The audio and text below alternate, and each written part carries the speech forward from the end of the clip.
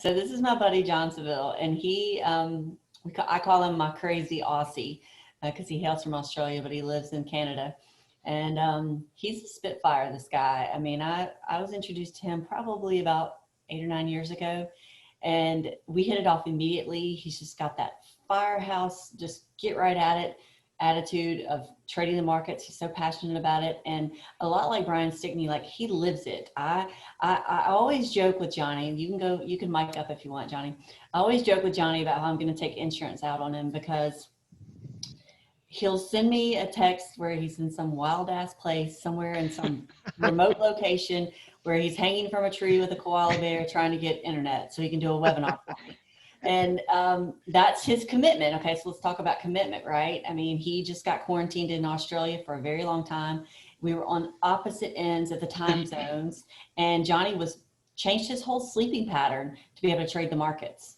His entire sleeping pattern, and that's proof in the pudding that that's what he does for a living. That's how he makes his money, and it affords him this lifestyle where he can be basically like Stickney said, he can be homeless. He can be anywhere and nowhere, right? As long as they have an internet that supports your video situation, Johnny. Am I right? Well, it's funny you mentioned that. I'm actually talking to you from from my RV motorhome. I was just about to say, are you in an RV? Sitting in Jasper National Park. Yep. Well, at least you're not in the hospital. So. No, that's right. How I feel about it today. Well, Johnny, welcome to today, and you guys, I think y'all are going to really enjoy this presentation. He always brings a lot of talking intensity to his passion about the market, and you're going to walk away with a great idea about how you can trade better. And this guy lives, eats, breathes, and apparently drives RVs around the world, trading the markets. So, Johnny, you can take the mic. Right on. Thank you so much, and it's a pleasure to be here. And thank you, Jeanette. Thank you, Rolly. Thank you to everyone and all the great speakers that have come before me for putting on a great event for everyone here. And I've got a lot of great stuff to share with you as well. And I'll just get my screen up. Back off your mic just a hair. You're getting like a little bit of static whenever you. How's that? Is that a bit better? That's better. Go ahead. Excellent. Okay. So we've got a whole bunch of stuff to talk about. I mean, we've been on this show before talking about smart money trading from an insider's perspective. For those of you that joined us in the last event, we'll touch on that again today as well. But today's presentation, we're going to go one layer deeper into a topic that we haven't presented in this format before, which is having a focus on the patterns and probabilities and the market cycles that are going on. We'll start out with a quick disclaimer that, of course, this is for educational purposes only. We're not a financial advisor in any jurisdictional province, and many of the positions that we will be discussing are being held by the ACORN Wealth trading account or myself personally, for full disclosure purposes. A little bit of a history. I mean, as Jeanette said, I've known Jeanette and the guys over at Westmark for years. ACORN started out in November 2007, and I think one of our biggest claims to fame has been our ability to track the ebbs and flows of smart money and see when everyone's leaving the party that we probably want to be following suit. And we saw big sell signs in the market. In 2007, we exited all of our longs in early 2008, and that was when we had just started the company. So that really put us on the map. And it wasn't just that; it's been ever since then. All of the major meltdowns we had in 2010, 2015, 2018, 2020. I think we're probably one of the few people that can actually say they nailed the tops in all of those events, either shorting it or at least going to cash to avoid the problems. And there's a bit of a visual representation of that of all of the major sell signals we've issued to our students going back to 2014. So you can see they're quite timely, but not just the tops, but the bottoms as well. Not only did we exit the market at the beginning of this year, we started pulling money out on December 16th of 2019. We then issued a strong sell signal in January and began shorting. And of course, then when the market bottomed out, we were able to capitalize on the largest rally we've had since 1938. So this year has been exciting if you've known how to see these tops and bottoms from a rule-based method versus an emotional based method, because emotionally and logically, who would have thought we'd have this rally? So, as Rolly was just saying, it's important to take that emotion out of the market. And so we need to figure out how we do that best. And the three pillars of ACORN as to how we do that best and consistently, more importantly, is through three key pillars. One, patterns and probabilities, which is what we're going to start out with today. So how do we look at the core patterns, the core rules that are going on in the charts that allow us to know when to get in, when to get out, when to take profit, when to raise our stops, things like that. We're also then going to look at how we increase that probability even further by going beyond technicals and talking about how we look at smart money to then give us even further probability. And last but not least, we're then going to talk about how to automate that whole process so that we can set and forget the strategy. And this comes back to really, what I think trading or investing is meant to be. I was drawn to trading or investing when I was very young. I started having a passion for the stock market when I was 14. And, I think the attraction was not charts and candlesticks. The attraction was the ability to have money work for you. I grew up reading the Robert Kiyosaki books, Cash Quadrants, Rich Dad, Poor Dad, and this idea of getting in the rat race. And I didn't want to be part of that. I didn't want to be, just rinse and repeating on a 9 to 5. And so I was always looking for ways to break out of that. And there's another great quote from Warren Buffett who says, if you don't find a way to make money while you sleep, then you are going to die, work until you die. So breaking free of that mold was what drew me to the stock market. So in line with that, a good strategy, for me at least, doesn't need to just be rule-based and profitable. It also needs to be something that provides a better lifestyle, something that gives you your time back instead of taking time away. And I think that's one of the big problems with a lot of strategies out there that students come to us with, is they say, look, I just don't have a lot of time, or or I prefer to be doing other things with my time. So everything we talk about today is in line with those three pillars of not just how do we make money, but how do we make money in a way that gives you more life instead of taking time away. But look, the journey there hasn't been an easy one. When I started out, when I was 14, I paper traded for a while. I worked in a couple of stock market software companies back in Australia, and started learning technicals there. And look, when I first started trading, I blew up 3 accounts. I lost over 100 grand by the time I was 19 years old, and this was debt that I had borrowed from my credit cards. I'd maxed out my Commonwealth Bank Australian credit card for $25,000. I borrowed 20 grand off my dad, and I'd had success, but I could never hold on to it because I didn't have any rules. So I had huge fluctuations of 600% profits where I'd grown an account from 10 to 60 grand over 3 months, and then lost it all in a week because of just emotional based decisions, a lack of rules, and all the things and problems that go with that. So this dream that I had originally had of traveling the world and trading from anywhere, and just a laptop and a cell phone reception early on was a bit more of a disaster. So for anyone who's been through that process, I understand, because I've been there and I've done all of the wrong things first. I've gone down those roads before, and I guess that's kind of something we should acknowledge at the start of today's presentation, is that, there is a lot of noise out there to distract you and take you down the wrong path. And that's okay. And I think every trader does go through that. It goes through that noise, the distractions, the bright, shiny objects, analysis paralysis, all of those things that can take us down the wrong path. Now, this is not that much of a surprise, however. So because really the system is not there to help us. The system the cards are stacked against us. In fact, you know, the system doesn't want you to be financially independent. They want you to leave your money in the banks. They want to charge you the fees. The brokers, they want your money to stay with them. The mutual funds, etc., etc., etc. They make money from people's ignorance.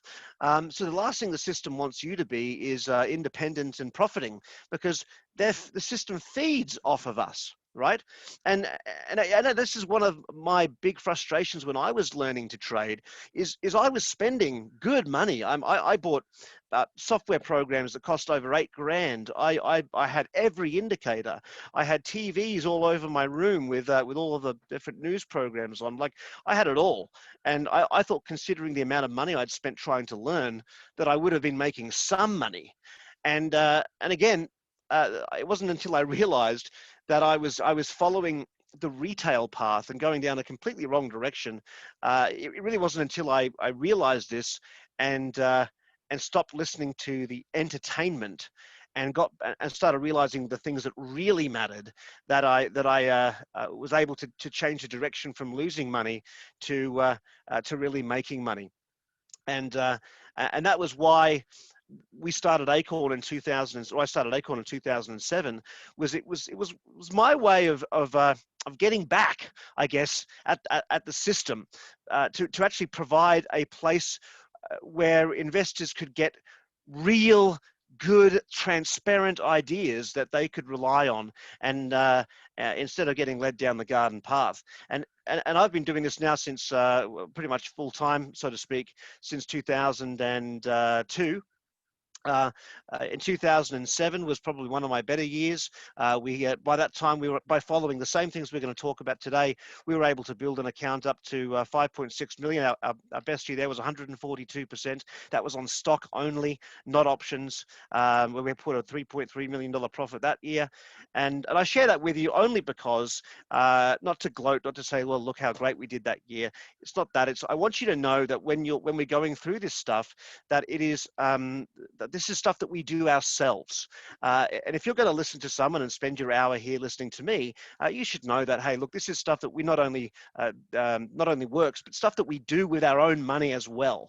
You know, we practice what we preach. And so, you know, that's us. That's me. That's what we're all about.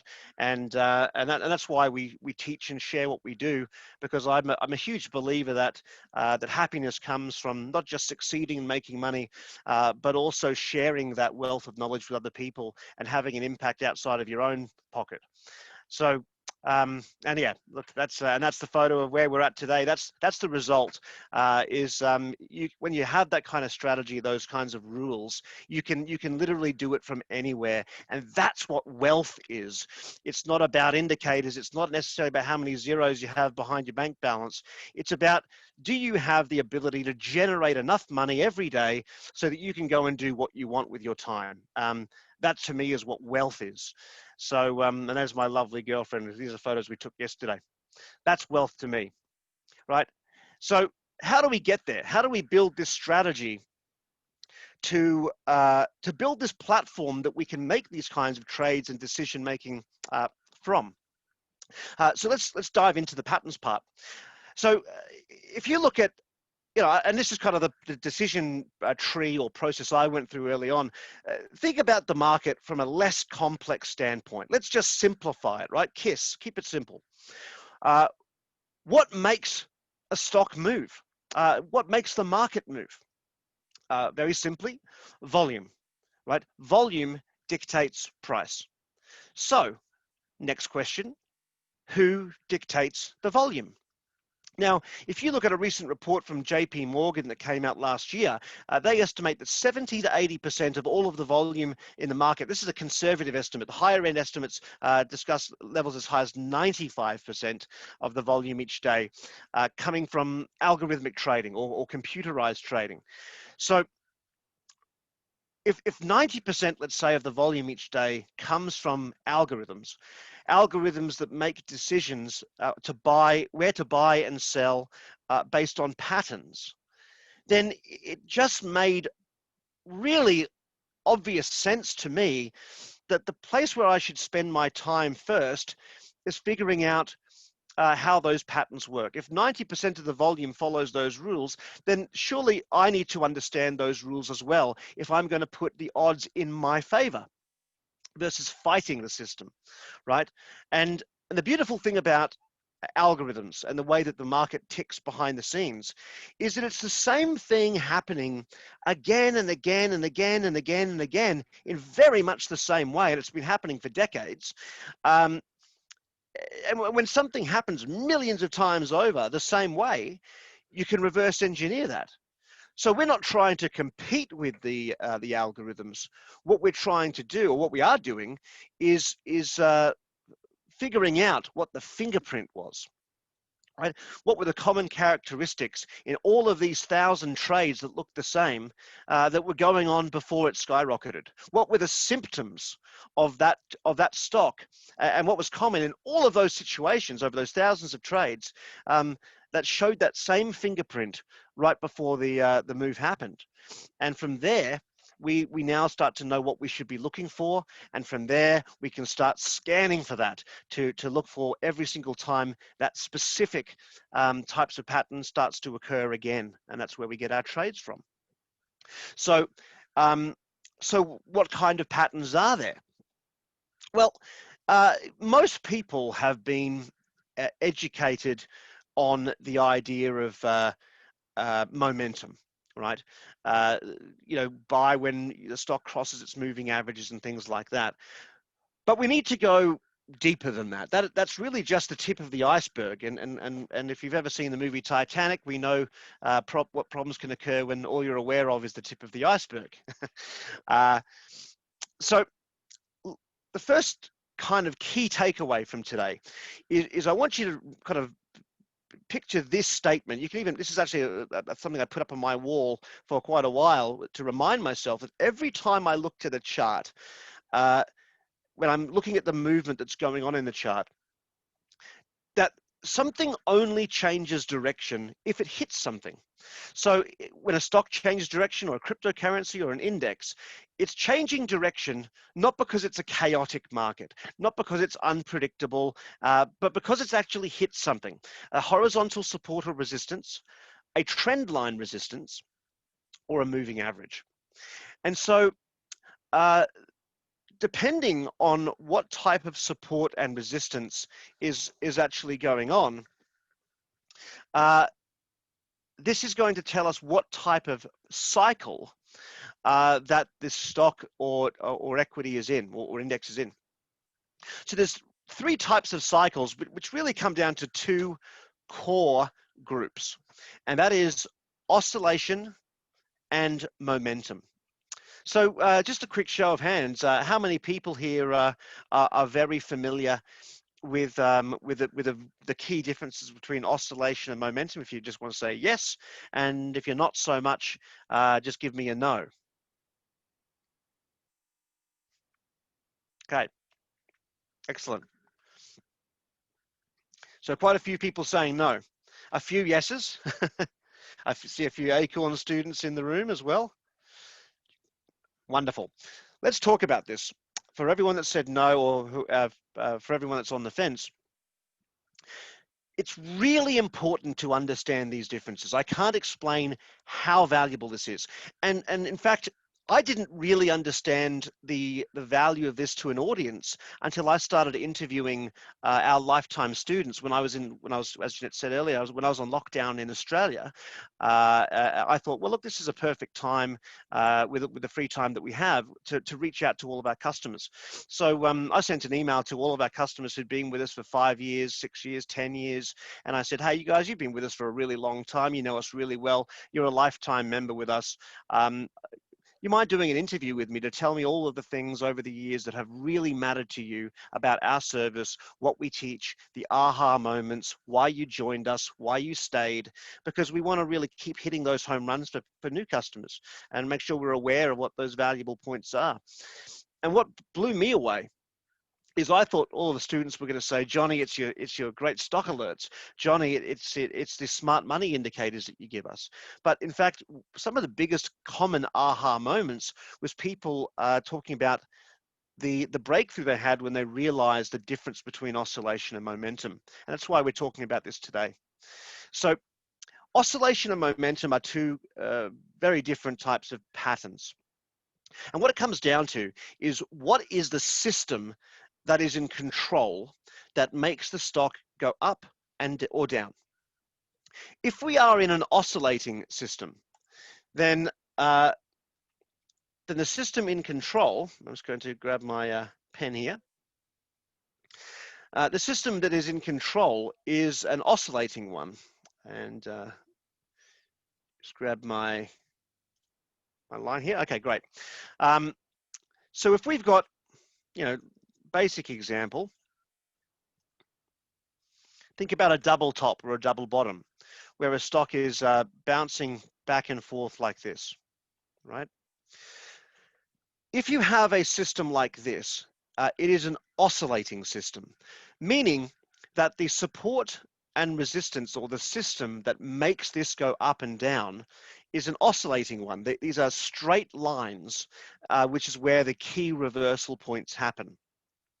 So in an oscillating system, we do not use moving averages, right? For those of you that use moving averages and MACD and stochastics and on-balance volume and things like that, they're all great indicators, but they don't work if you are in an oscillating system. Because think about it, if something goes from 9 to 10, 9 to 10, 9 to 10, where's the moving average going to be? It's going to be going straight through the middle.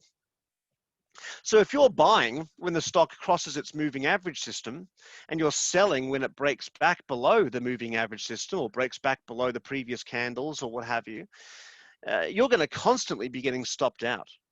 How many people in the room right now are following a moving average system and have felt that frustration of having lots and lots of stop outs only to see it go straight back up afterwards? Yeah. Chances are you're probably trying to use a momentum strategy on an oscillating stock. And because the market is split pretty evenly between these two cycles, chances are there's a 50% chance whenever you look at any given equity or index that it is oscillating.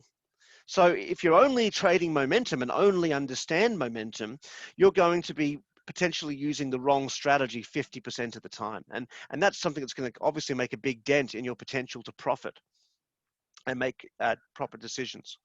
So that's the first thing.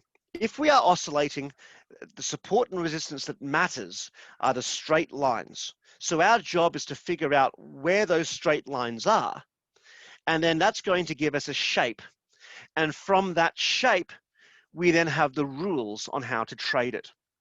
So if we are oscillating and we are seeing a double bottom, then the rule on how to trade that is to buy when we hit support. So in an oscillating scenario with a double bottom, we're buying as we are dropping, right? We are catching the falling knife, because we are buying when the stock hits that key support that matters. So we're buying as close to that level as possible, which means buying on the way down.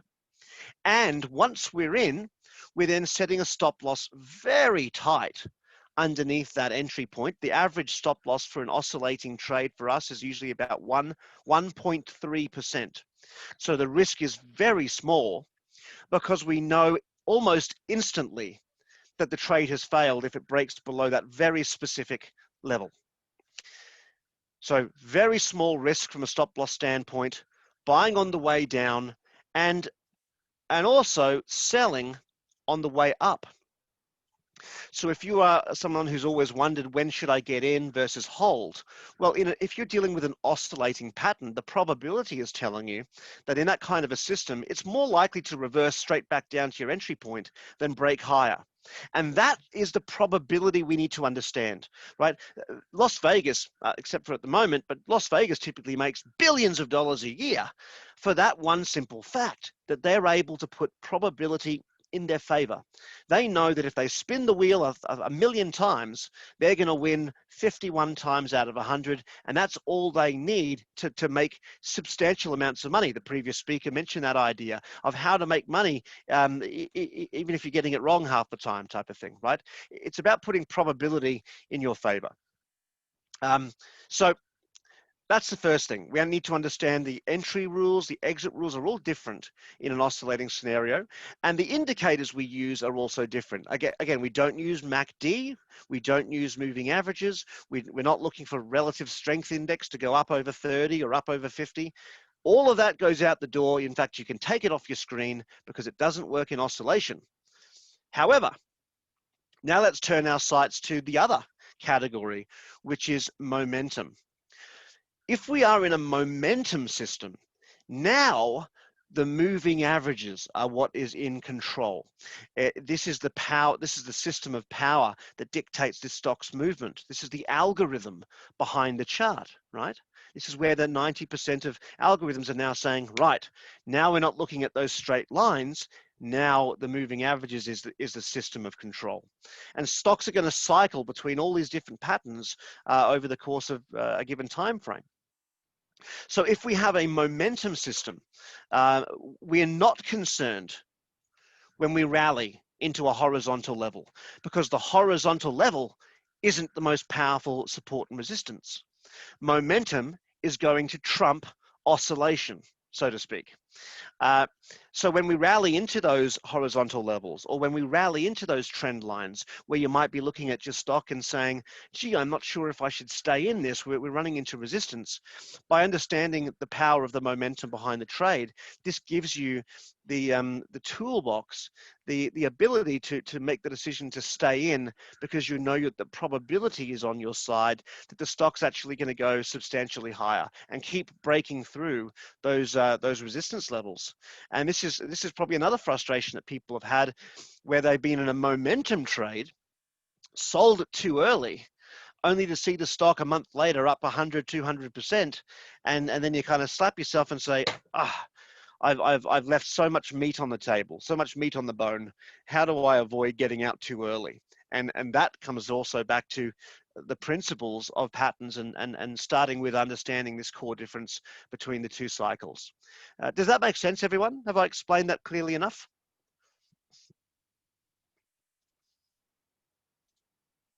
Excellent. Okay. So the takeaway here is to keep in mind how the market really works, right? And that's what we're doing here, is we're peeling back the onion layers to find the truth, to find information that we can reliably make decisions on, data that we can trust, data that gives us insight instead of emotions. And so when we're looking at a chart, remember that statement. Something doesn't change direction randomly. It has hit something. Our job is to figure out what, because algorithms don't see a chart like we do. Algorithms see levels. All right. So as we move on from there, the key part then, or the next key part to this equation, or this building of the strategy, is to know how to identify the strong levels. All right. So let's just have a look here. All right. So when you're looking at an oscillating chart, we talked about the differences in the cycles. Now let's talk about how we identify a good oscillating trade. So firstly, when you are identifying an oscillating trade, one of the key things you can look at, let's take a look at, let me think. Let's look at ENPH. Okay, so ENPH is a stock we're currently watching for a short setup. All right. If we take a look at this chart, what we can see is if we just take these lines that I've drawn earlier off for a moment, if we look at this chart and we're trying to determine if it's oscillating or momentum, one really easy test here is let's put the moving averages on. There's a 9-day and 20-day moving average. Now, what we can see is that the stock, it follows it kind of, but there is so many examples where it cuts up and down through it like it doesn't exist, right? The key turning points here are not the moving averages. The key turning points here are actually the oscillation. Okay, so when you look at a stock and you see that you're looking for which system really accounts for the movement, these two lines account for every major reversal. So here's one example of a bearish setup that's building. We're not short this yet. It's still a watch, but you can see that what shape do the lines make? It makes a shape of a wedge that's getting smaller and smaller. This is called a rising wedge, and there are very specific rules of how we trade that, and it is a bearish pattern. If we look at AM, this is a live alert. This is something we alerted last week. If we look at AM, which is oil and gas sector, you can see again if we put on the 9-day moving average, do a quick test. What you can see here is, does the stock work with the moving average? No.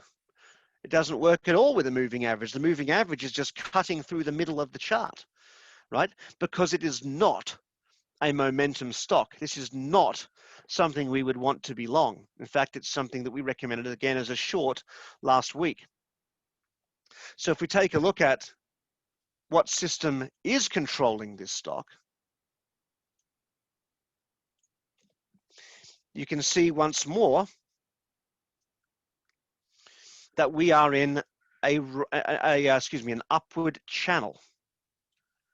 Okay, so moving averages don't work. We cut those out. We can actually take them off the chart because they're useless in an oscillating scenario. We figure out what lines are in control, and we can draw those on. We can see there that this dictates all of the major reversals in this system, in this chart.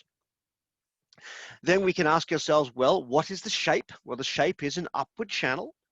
And now we have the shape, now we know the rules, because there are black and white rules as to how we trade that. An upward channel is bearish. So on the third touch of resistance, this is where we can start shorting. Or when it breaks through this trend line, we can also short there as well. We have opportunities to short at both of these locations up here, or if it breaks down below this area here, both ideal shorting opportunities, because an upward channel is a bearish pattern, not bullish, as some people have been taught or have perceived it as. And we'll talk a bit more about why that's the case in a moment. All right, so it's making sense so far. You can see the differences here between oscillation and momentum. And there's a lovely trade as the market's making record highs, right? There's a beautiful trade from 750 already down close to 20%. So let's move back over to the slides.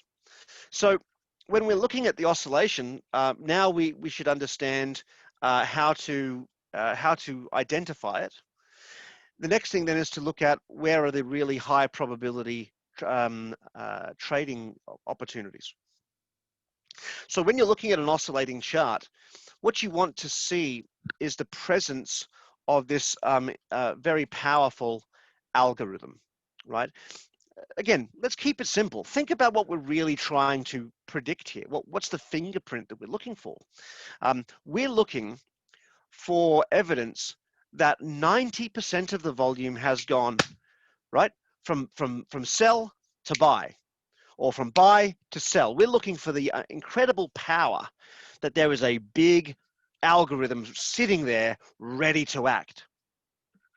Let me use an analogy to explain this. So let's say that you have a 100-ton truck going down a highway at 100 miles an hour, and somehow you were able to take that 100-ton truck, reverse it around, and send it straight back in the opposite direction at the exact same speed instantly, right? That's not humanly possible, right? That can't happen in the physics of today's world anyway. You'd have to have superhuman strength, right? Superhuman abilities. That's what we're looking for in an oscillating trade. What we're looking for is a stock that might be, trading $50 million a day or $100 million a day, dropping 5%, 10%, 15%, 20%. And then after dropping on hundreds of millions of dollars a day, it hits a level and goes instantly back up, right? Straight back up like that. That tells us that we have a very powerful algorithm sitting there, right? Because people don't change their mind like that. That is a algorithmic response. That's from 90% of the volume going from sell to buy because this price has been hit and it was waiting for it. So what we're looking for is a very sharp rally back up. We are not looking for a rounded bottom, right? So if you've ever traded double bottoms or double tops, if you have a rounded top, that is not a good trade, right? As you approach that second top, that's what we call an Eve and Eve top. You don't trade those. You don't trade an Eve and Adam bottom, right? Those aren't good either. The only kinds of double bottoms or double tops or oscillating trades in general that we want is we want to see where there's a very sharp and powerful move that happens instantly. Okay, and you can see that example if we take a look at the S&P 500 that's just recently moved. Let's just take a look here if I get my mouse back. Let's take a look at the S&P.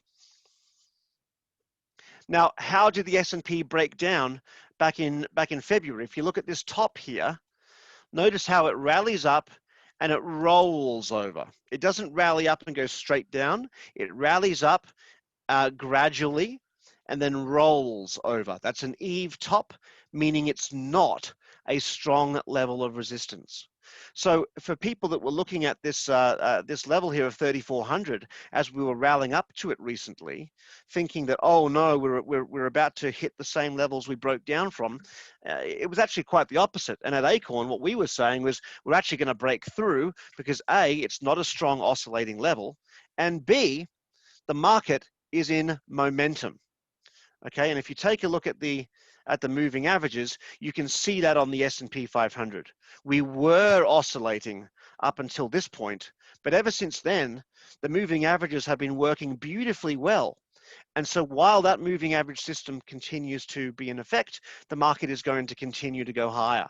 And on top of that, we were not at a strong oscillating level that was even a threat to that move anyway, right? Again, these are simple things that allow us to make very important decisions confidently because the rules are telling us what probability is telling us to do. Everyone with me?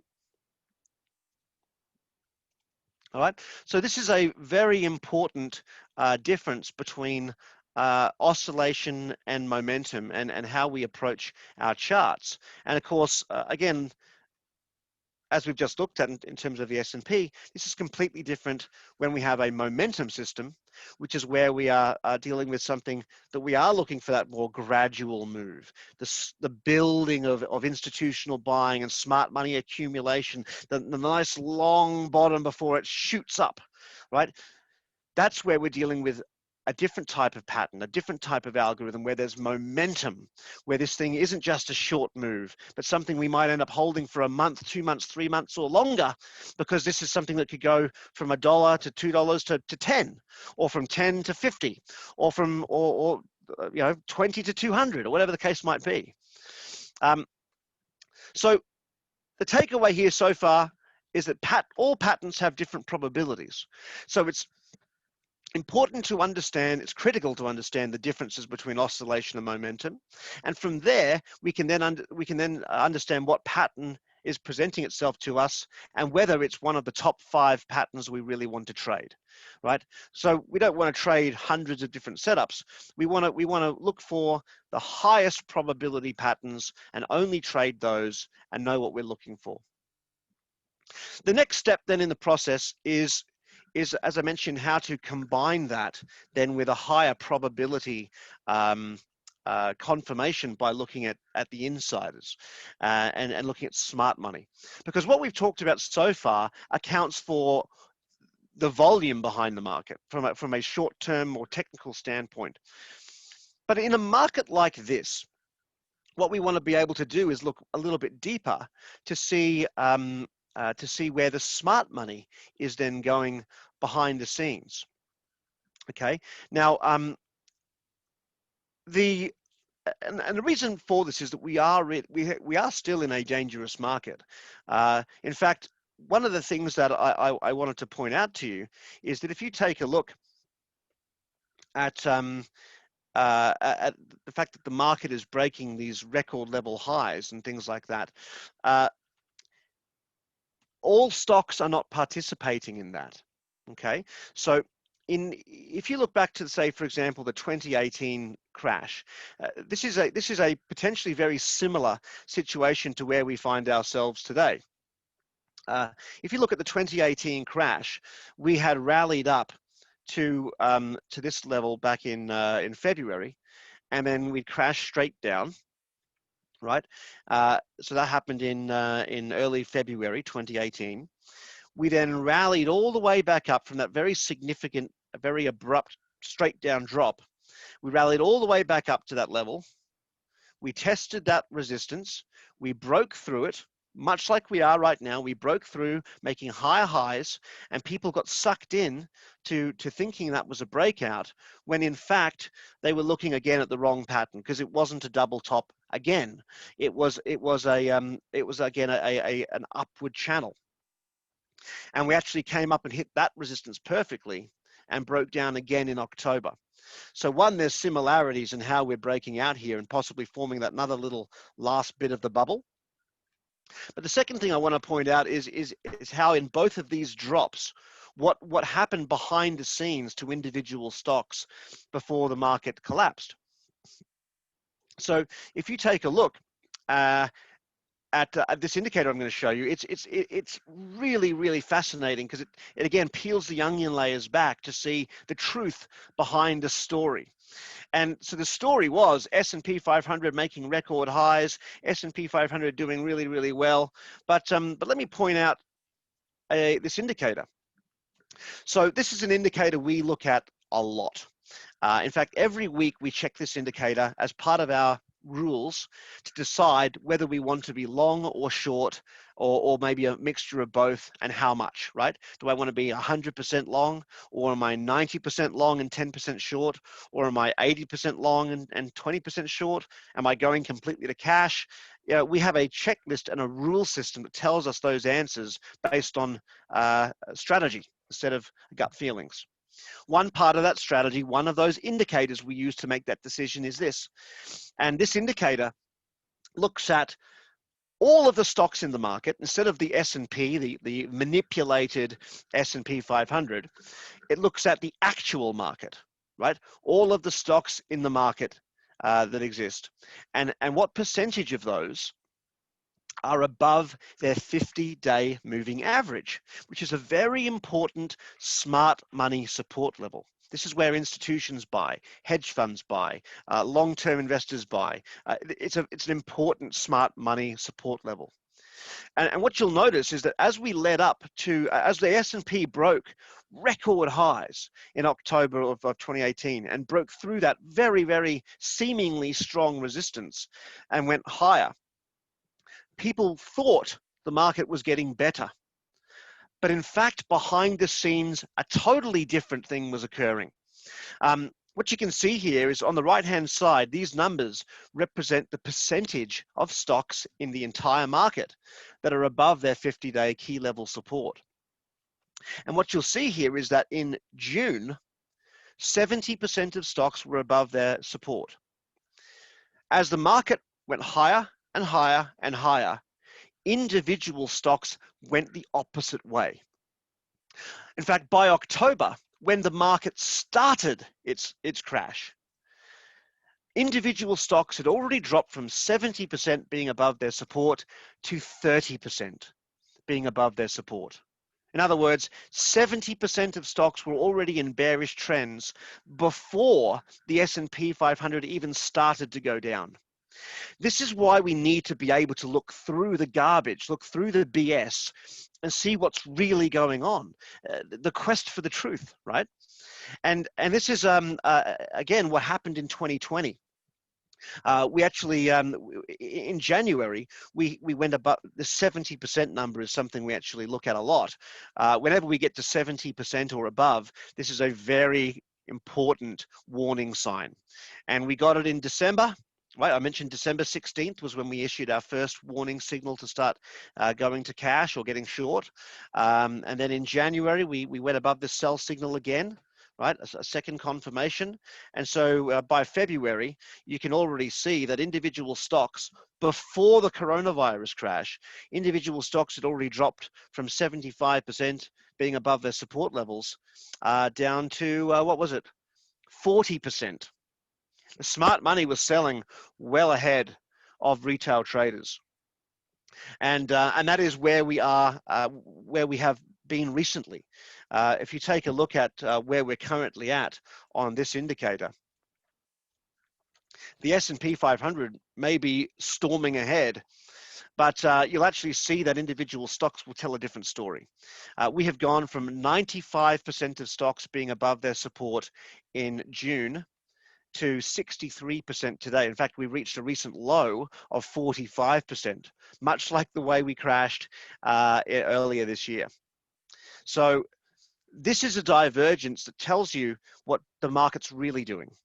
The S&P might be going up, but we've got 37% of stocks that have crossed bearishly and are in a bearish trend. So key takeaway here: it is not a stock market, it's a market of individual stocks. So we need to be able to do a few things here. We need to understand the power of patterns. We need to have a rule-based method to understand what direction we should be looking in for trades, and look at strategy-based decisions instead of emotional-based decisions, right?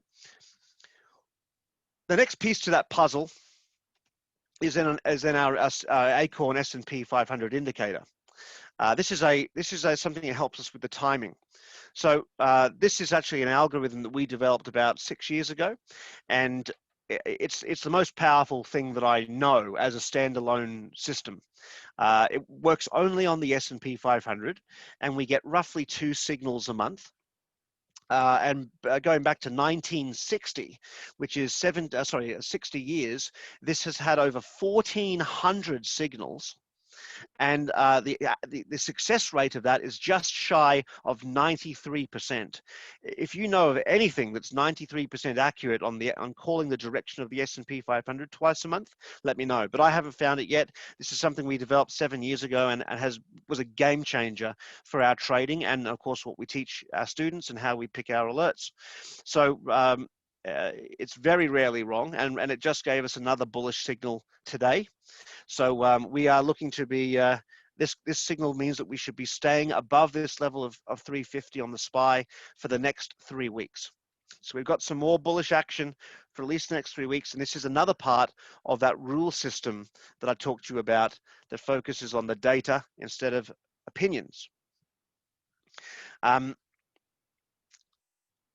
So as we start to put this together, you can see there's a recipe here, right? There's a process that tells us how should we, what should we see the markets doing? Well, the takeaway here is that the market is continuing to go up and should continue to go up for the next 3 weeks. However, what we can see is that individual stocks are starting to drop. The really weak companies are starting to top out and decline. So what's the takeaway here? Well, it means that if we're going to go long, as more stocks will go up than down, so the longs we want to be looking for would make up the majority of our positions, but they need to be really good. They need to be high probability patterns where everything going on is perfect. right? Which means we need to know what we're looking for to define perfect. But that's the takeaway. We need to make sure that if we're going to go long, it's a really damn good long. What it also means is that now is the time to start looking for the really juicy shorts, the companies that are the rotten apples, right? The rotten apples that are the first ones to drop from the tree. And as a market starts to build into a bubble, the rotten apples are the ones that drop first, and those are the ones you want to be in from the very beginning. That's where you can make a killing on buying puts or shorting the stock. And you want to get those when they start to drop. You don't want to be chasing it halfway down the chart when the rest of the market starts to turn. So what we're going to do is we're then going to talk about a few of these trades so that you can see now some examples of things that we're in right now or recent trades we've been in. So then you can bring this full circle from patterns and probabilities to market structure to now setting and forgetting these trades with this smart money process. And yeah, again, these are just some snaps that my girlfriend took me on. She started a blog called Johnny and His Laptop, and so anyway. But look, but that's the point. All of these trades that I'm about to show you, as exciting as they look, are not the labor of hours and hours and hours of work. They are the labor of having an efficient strategy where we're scanning for the trade, identifying the pattern, and then setting the entry and exit and letting it go. So. Let's look at some examples of that. So VBIV is an excellent example of a long there that we're out of now. But firstly, take a look at the insiders. And this is the last piece to the puzzle. If we take a look at the insiders, this is where we are going to be able to tap in to some incredibly valuable truth. Right? If I'm considering going long a stock because, hey, it's a perfect pattern. It looks fantastic. There's lots of momentum there. All of the indicators I look at are thumbs up. But I'm concerned about the market conditions. So I think, how do I increase the probability of this trade to really put something special behind my sales? And I'm thinking about the sails of a boat, right? How do you put the wind in your sails? So going beyond the technicals, we start to consider what the company's doing. Does this company have something so special going on that even if the market started to become toppy, even if the market started to drop, is this company so good that it could actually fight a bearish trend and hold its value or even profit in a downturning market? So we need to go beyond technicals for that answer. And I'm not a fundamentalist. I have no interest in being a fundamentalist. I don't want to go to school for the next 30 years to become an expert biopharmacist. I don't want to go spend the next 30 years in a mine to be an expert geologist. And even if I did, I'm still not going to be better equipped to fundamentally analyze a stock than the flaws of people at Goldman Sachs, right? And even the people at Goldman Sachs couldn't have the same level of insight as the insiders. Right. At the end of the day, if you're trying to look at a company fundamentally, I don't care whether you're JP Morgan, Goldman Sachs, or Warren Buffett himself, they're all making educated guesses. But there is only one group of people that actually know the answer, and that's the insiders. So you can do all the research you want in the world, but why not go direct to the answer? And to me, that answer is, what are the insiders doing with their own money? So when I look at VBIV and I see that the 10% owner, Perspective Advisors, is increasing their position with $10 million of their own money, but not just buying with $10 million, no, they're actually loading $10 million of money and increasing their position by 77% in that one transaction. This is on top of a previous buying of 20 million back here and 650,000 over here. And while they do this, the chief medical, excuse me, getting excited. The chief medical officer is buying, the chief financial officer is buying, The chief business officer is buying, the CEO and president are buying, and there is only one reason people buy with their own money, and that's because they expect to make more. They expect to make a lot. And if you take a look then at the chart, you'll see why they were, right? VBIV, so they were loading up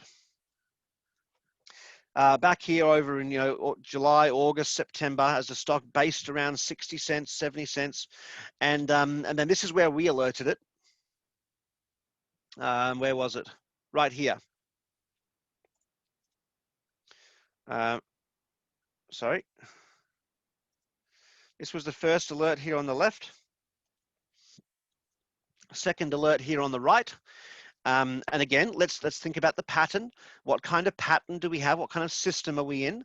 Well, take a look at how the stock is dropping, right? It's staying under those moving averages. Those moving averages are holding it down beautifully well, which is basically kind of like a pressure cooker, right? It's holding it down, holding it down, holding it down. And the whole time it does, the stock is building power, building power, building power. And then all of a sudden that pressure breaks, and like a pressure cooker, it blows up. That's why they stopped selling them, right? The pressure cooker explodes, and this is where you get explosive moves. So there's the pattern, the explosive move of that momentum that began right here at 60 cents.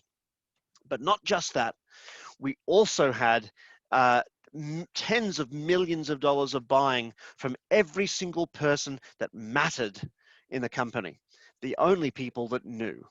So analysts aside, to me, there's the best possible fundamental research you could do. And when you align that with the probability of the pattern to know that the 90% of volume is going in your favor as well, what more could you possibly ask for? Right? And so that was a trade we bought $5 calls on, October or November calls, and we're out of it now. It stopped out when we pulled back below $5.40, but that was a fantastic run. Even if you were in the stock from 63 cents where we alerted it at, even up to 540, you're dealing with close to 1,000% gain on the stock alone, let alone the options. And this is not something you have to micromanage. It's not a trade you have to babysit. It's something we looked at once a week and just adjusted the stop loss as it moved. So there's an example of a smart money trade on VBIV. Take a look at MYOV. I got a lot here, but we're going to run out of time. MYOV, again, $160 million worth of buying from 8 different 10% owners. Do the math.